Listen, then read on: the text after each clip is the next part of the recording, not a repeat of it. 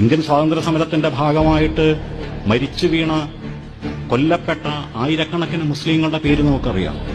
ഇവരിൽ ഒറ്റൊരുത്തനും പോലും ആ ഭാഗത്തേക്ക് പോയിട്ടില്ല കേട്ടോ.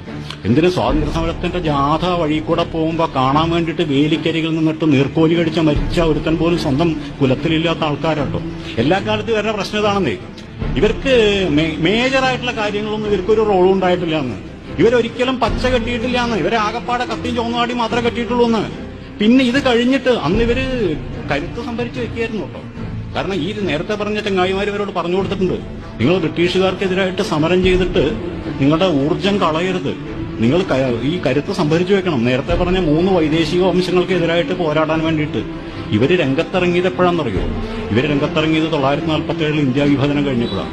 1947 ഇന്ത്യ വിഭജനം കഴിഞ്ഞ കലാപങ്ങളുടെ ഭാഗമായിട്ട് ഇന്ത്യയിൽ കൊല ചെയ്യപ്പെട്ടത് 10 ലക്ഷത്തിലധികം ആളുകളാണ്. അതിൽ 6 ലക്ഷം പേരെ തീർത്തത് ഇവരാണ്.